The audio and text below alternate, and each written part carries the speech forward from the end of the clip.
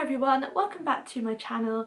In today's video I'm going to share with you everything that I have learnt with my newborn. So this is going to be my newborn hacks, tips and tricks video, so I hope you find it helpful.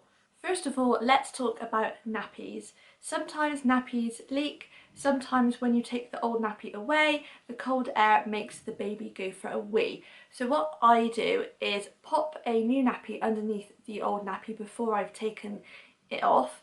Sometimes you can use a cold wet wipe or something like that which can help start that reflex to make them go for a wee, but I find that doesn't always work. So the best thing for me is to put a new nappy underneath and then it's there straight away. So I just whip the old one away and the new one is there and I can just pop it over. Make sure that you put a finger around the legs because there's a frilly bit, and make sure you get that frilly bit out because that will help to stop any leakages. Nappy changing can be a bit of an ordeal for some babies, especially when they're very newborn. It is not very nice for them, it can be a bit unpleasant. So just make sure that you talk to them the whole way through. Even if they're crying and you're feeling a bit panicked, just keep talking to them, keep happy, and that will help to keep them as calm as possible. I've also found that make sure you've got everything prepared. So I have a nappy caddy upstairs and downstairs and it's always stocked up so that everything is to hand and I don't need to leave baby alone at all. With the dirty nappy, if you roll it up from front to back and then you can pop the two sticky tabs back over, so it kind of makes a little parcel and it just makes it a bit nicer when it goes in your bin, so that you don't open your bin and you've got a dirty nappy face up looking at you. It just makes a lovely little parcel. Sometimes, even when you follow all the rules, sometimes your baby will just do a big dirty nappy and unfortunately it can leak onto the clothes. So what I've found and what I've heard, and it really does work, is putting the clothes in the sunshine and the sunlight will help to bleach out that yellow stain. So what we do, as soon as we notice that Arthur has done a dirty nappy and it's leaked onto his clothes, we try and wash it out with a bit of laundry liquid, even using hand wash, because don't worry, we're going to wash it properly afterwards anyway. So it's nice and wet, pull it outside. If it's not a good day, you can leave it inside just in front of the window and you'll find that the light will help to get rid of that, and it does just vanish before your eyes. Then pop the clothing into the washing machine as normal and you've got a nice clean outfit. Talking about outfits, I find that supermarket clothing for your basic vest, baby grows and sleep suits are just as good quality as anywhere else. They're really cheap. Babies will go through clothing like nobody's business. They grow so quickly. So just buy supermarket clothing for your basics and then you can save your money for the nicer outfits that are a bit more expensive from the other shops. Having said that, supermarkets do have nice outfits as well. I'm not saying that, but it just helps to get your basics at a cheaper price. Another way to save money is to buy things in bulk. So we've bought our wet wipes from Amazon in bulk. We were buying Pampers Pure nappies from Amazon in bulk, but now we're actually using some biodegradable nappies called Bamboo, and we've found a website where you can buy those in bulk. It works out a lot cheaper. Nappies are another thing that babies will just go through so many times because sometimes you change them and then there's another dirty nappy 15 minutes later. So to buy them in bulk will really help you out money wise. When you're pregnant, it's a good idea to stock up on a few things, so including wipes and nappies, but some things for your medicine cabinet. For example, we made sure that we have in some Calpol for the infants because they will need this after their first vaccinations. We've also bought some nasal drops because newborn babies can be a bit mucousy and a bit snotty. They will make noises at night, by the way, so don't worry if you hear them snoring, for example. That is perfectly normal, but it could be that their nose is a bit blocked, so just buy some nasal drops ready. I've also bought some syringes, which is really helpful in case Arthur needs some medication. It's just easier to get into him with these little syringes. I will link all of that below as well if that's helpful. Getting ready to leave the house can take a really long time. You'll think you're ready and then baby will need a change, then they might need a feed, then they might need another change, and it just takes so long and you have to get the baby ready as well as yourself. So to help that, I always make sure that I've got my changing bag ready the night before, so it's all stocked up. I make sure that I've got a spare outfit, nappies and so on, everything's ready, so at least that one thing is ready to go. So moving on to bath time, I've got the snuggle bath and Arthur, my baby, sits up in that and he quite likes the bath, but for some babies they don't like that. They're cold, and also if they're sat up in a bath their chest and tummy is out of the water, so they can feel a little bit cold. So what you can do is get a warm flannel, dip it in the bath water and just lie that on their chest and belly and just keep that wet with the water, and that will help to keep them warm. Make sure that you use separate and clean water for baby's face and ears. You don't want to use the bath water because, number one, it might have traces of a dirty nappy in there, and also if you're adding bubble bath you don't really want to use that on their face. Just use plain water. So what I do is run the bath, get it nice and warm, that temperature that you want, and then I will just take a jug and dip it in. So I've got a jug of plain water, and then I will put the bubble bath into the bath separately. Newborn babies don't necessarily need a bubble bath. In fact, it can dry out their skin, so it's best avoided until they're about 4 weeks old. That's what we did, and then you can use bubble bath after that. I find that Arthur prefers it if we give him a bath and then we take him out of the bath, dry him, wrap him up so he's all nice and warm, and then we wash his hair over the bath separately. It just works out that way. Sometimes different babies prefer different things, so just have a play around. You can wash your baby's hair before, during or after the bath, but just see what works best for you. Arthur has cradle cap at the moment, so the best thing that I'm finding is working really well is to just use some sweet almond oil. So I'll massage that on a few hours before bath time. Then just before his bath, I'll give it a very gentle brush, and you have to be very gentle because the flakes can come off and it can be quite red and sore underneath. Then I'll shampoo his hair, make sure all the oil is washed out completely. You don't want to leave any residue or shampoo or oil on the hair. Then dry it and give it another brush, and gradually you will see those flakes disappearing. Cutting baby's nails, I was really nervous about it. Their nails are absolutely tiny and I didn't want to cut him, obviously. Some mums find that they bite their fingernails. Personally, I was a bit worried about that because I didn't know how clean that was. So I wanted to use scissors. But if you leave your baby to go into a sleep, preferably after a bath, because warm water makes nails soft. You may have heard that we're not meant to file our nails after a bath because it can make them break. But for babies, their nails will go nice and soft after a bath. They may fall into a sleep after anyway because it can be quite relaxing for some babies.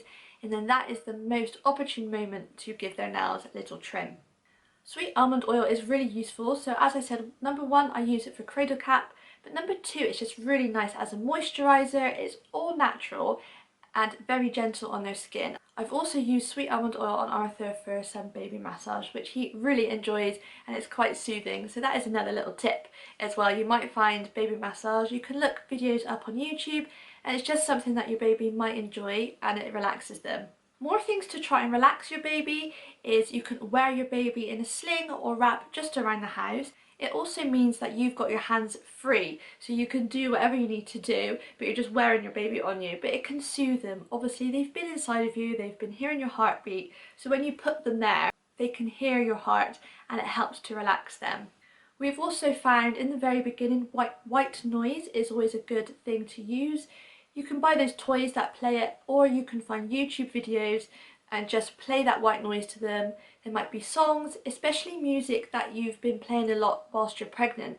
Babies will actually recognise that, and that can help soothe them as well. We've bought a light projector, disco light thing, which I can leave linked below, and that just projects some light onto the ceiling, and that will really distract Arthur if he's a bit restless or a bit upset. That will really calm him down. We've also got another little light ball that changes colour, and he really likes that as well. Babies cry because they're hungry, because their nappy is dirty and he's changing, because they've got wind, or just because they need comforting. Babies have been inside you for such a long time. They've been in fluid, so they're used to being, in water, and they're like this. So when they're out all of a sudden, they can just move their arms. You may find that they've got quite a strong startle reflex. In the womb, they can hear your heart, they can hear your voice, they can even hear, apparently, the blood going through your veins.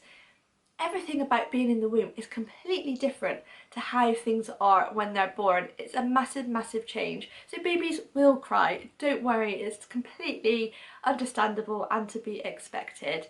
I would also recommend downloading the Wonder Weeks app. So this app tells you when to expect a leap. So a leap means a change, a development in the baby's brain, and when to expect that. because during those times you may find your baby could be clinging more or is a bit more cranky and is crying more, and the app will just talk you through that. You'll know what to expect, when to expect it, and how best to respond to your baby. Whether you are breastfeeding or bottle feeding, you may find that you're just pinned to the settee whilst feeding, and then you have to wind them, then they fall asleep but you want to keep them upright because you don't want them to get wind, so you're just stuck on the settee. So before you're feeding, with bottle feeding that's easier, I know. If you're breastfeeding on demand, you just maybe need to make sure you have this all the time. But what I do is have a little station for myself. So I have water, I've got snacks on hand, I've got muslin, I've got some hand sanitizer, the TV remote, your phone, whatever it is that you think you'll need, just make sure that it's always within reach. Because when you start feeding your baby, if you've got your glass of water but it's on the other side of the room, you can't get to it. So just make sure you've got everything to hand before. Having wind can really upset a baby. Obviously they don't know what it is. It's painful, but they just don't know what it is either. So just make sure that you keep winding your baby whilst you're feeding them. Some babies can really guzzle the milk, so you may need to slow it down. Again, you can do this by winding them. But also, if they're getting upset when you're taking the bottle away, if you keep the teat like this, against their lips in an upright position, that will let them know that you're not taking it away, it is still there, you're just giving them a pause. If you are breastfeeding on demand, don't worry about thinking, oh, I've just fed them, they can't be hungry, or, you know, I can't overfeed them. You can't overfeed a breastfed baby. If they just need comfort, just keep putting them on the boob. That will comfort them. Another thing just to be aware of with feeding is early hunger signs, and if you look on Pinterest or Google, there's some really good graphics and images that show you what the early signs of hunger are. Crying is actually a late sign of hunger. So you need to make sure that you do recognise the other signs, so that could be biting their hands, moving around, licking their lips. There's lots of different cues. So make sure that you have a little look and make sure that you recognise them. As I said, crying is completely normal for babies, especially when they're newborn. So don't worry as well if they're crying at night or not sleeping very well. Just give them lots of attention, cuddle them and soothe them. They might just need to hear you, to smell you, to know that you are there. Don't worry if your baby is not sleeping at first. It is difficult. It can mean sleepless nights for you. But if you've gone through all the checklists, it probably just means that they just need comfort. As I said, the environment is so new and different to them. They're just a bit unsettled. Don't worry, the phase will pass. But in the meanwhile, just soak up the moment and give your newborn lots of cuddles and try and comfort them as much as you can. What can help is, as I said before, is some white noise. That can help them. Also, having a red light, so either putting something red over a lamp, obviously be careful, you don't want it to be flammable, something like that, or even getting a light bulb. Apparently sort of a red hue, it can help a baby sleep. We've also got a night light, so I make sure that I dim that as much as I can, but I keep that on dim throughout the night just so that I can keep an eye on baby when I wake up. Also, if he wakes me up and he's stirring, sometimes it can just be making noises in his sleep, but because I've got the night light on, I can just have a look at him and I know if he's awake or asleep, or if I need to get him out or not. Babies usually take, in general, 20 minutes to fall into a deep sleep. So if you've got your baby, they've gone to sleep, you don't want to put them down straight away. If you leave it 20 minutes, you've got a better chance of them staying awake. Having said that, as I mentioned before, they do have a startle reflex because they're used to being in water. So sometimes swaddling can help. When I was at the hospital, they told me don't do that long term, so I've never swaddled Arthur. But what I used to do is when I put him in the snooze pod, I would just put my arm around him to try and keep his arm still, and that would help with his reflex, because otherwise he would just move and wake himself up straight away. Another thing you can do just to reassure yourself is to keep a record or a log of everything. So of feeds, of sleep times and of nappies, and that will really help you. For me, bottle feeding, it gets a bit confusing. I think, oh, when was the last time he had a bottle? Because we are currently bottle feeding my express milk because unfortunately he isn't breastfeeding properly yet. I've kept a record since he was born of all the feeds because it does get confusing. You might forget the last time he fed, especially at night when you're so tired, and every day does seem to go by quickly. They all blur into one sometimes. So keeping a record of everything will reassure you. Babies should have the same wet nappies as the same number of days they are up until 6 days old, and then it just stays at 6 wet nappies a day. So when they're 3 days old, you're looking for 3 wet nappies a day. When they're 4 days old, 4 wet nappies, but past 6 days it's just 6 wet nappies a day, and they do need to be quite heavy. So as long as your baby is having at least those wet nappies a day, you know that they are likely to be being fed enough. Be aware that babies cluster feed. So if your baby seems to constantly want to be on you if you're breastfeeding, it's because they're trying to increase your milk supply for them. So don't worry, many new mums think, oh, I must not be producing enough milk. It's not that at all, it's just baby trying to increase your supply. So keep going, it's perfectly normal, and that time will pass. You can keep a record of the feeds etc. on an app, but I just prefer to use it on my phone. I just open up my notes and just do that. Especially if you are concerned about everything, you can go back and think, oh, actually, it's okay.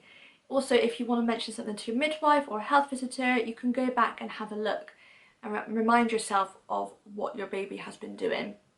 It will also help you to spot a routine. So routines change, don't worry as well if your baby's not in a routine. They don't really go into much of a routine, to be honest. When Arthur was a few weeks old, there was a period of time where he was having a nap every day between about 1 and 3 p.m. So I knew to expect that. I knew that those couple of hours I could get on with whatever I needed to get on with. It didn't last for long. Babies will change as they get older. Obviously they're having all these leaps. Their mind, their brains are ever developing, their movements are ever changing, so their routine will change. So don't worry, you kind of just have to go with the flow, but recording it may help you spot routines, and then you know what to expect a little bit more. Lastly, I just want to say, make sure that you listen and trust your intuition. So just remember 2 things. You can't overfeed a breastfed baby, and you cannot spoil your newborn baby. Their environment is so different, as I said, so just make sure that you comfort them and soothe them and cuddle them if you think that's all they need. People will tell you you're building a rod for their back, or, you know, oh, the baby will get used to you feeding him to sleep or cuddling him to sleep, or whatever it is. Babies can't actually self-settle when they're newborn, they can't self-soothe themselves, so they do need something anyway. But don't listen to when people tell you that. You just need to do what you need to do and what's best for your baby. Finally, I would just say, take it all in and enjoy it. Just remember, the nights seem long, they are long, but the days and the weeks and the years fly by. They go by so quickly. I can't believe that Arthur is now 13 weeks old. He's no longer a newborn. It has gone really quickly, so just take it all in. Do as much as you can, take photos, give them cuddles, and just enjoy it. I hope you found some of these hacks and little tricks and tips really helpful. Congratulations on having a baby. It really is such a magical time, and if you're pregnant, then look forward to it. It's hard, but it's by far the best thing that you'll ever do. Thank you so much for watching. Don't forget to subscribe for more baby videos. I'll be doing lots more tips and hacks and routine videos, so I hope you stick around for that. Thank you so much for watching, and I'll see you in my next one. Bye!